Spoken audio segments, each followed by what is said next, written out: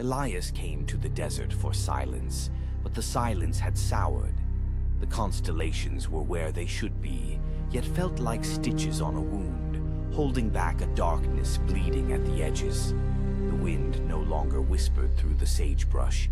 It held its breath, waiting. A low, sub-audible hum had taken root in his bones, a constant thrum seeming to emanate not from the earth, but the impossible vacuum between stars. It was a frequency promising to shake the world apart. It began with the patterns. Scorpions no longer scuttled erratically. They traced perfect, impossible spirals in the sand before dying. The birds flew in rigid, geometric formations, their calls harmonizing into a single, dissonant chord that scraped at the sanity of anyone who heard it. Elias found himself sketching these new laws of nature, his hand moving with an alien volition, filling notebooks with glyphs older than language itself.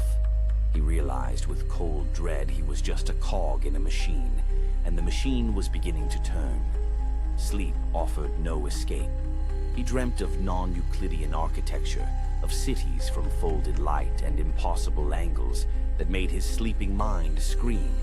He'd wake up clawing his own face, the hum in his marrow a deafening symphony. The desert around his small cabin began to shimmer, its colors bleeding together like a wet painting. He saw phantom geometries flicker at the edge of his vision, crystalline structures defying perspective, existing in more dimensions than his brain could process. He was coming apart at the seams, his reality fraying like old rope. One night, the hum ceased. An absolute void of sound descended, so profound it was a physical pressure. He stumbled outside, heart hammering his ribs. The sky was not black, but a canvas of interlocking, kaleidoscopic shapes, a living theorem that writhed and pulsed. It wasn't above him, it was through him. It was a consciousness, vast and indifferent, using the fabric of his reality as its medium. He saw his own life, his memories, his identity as just another transient pattern within its infinite calculus. He wasn't being invaded, he was being solved. He screamed, but his sound was just another shape, absorbed into the celestial equation. The world snapped back. The stars were stars again, the wind sighed, but the patterns were etched onto the back of his eyes.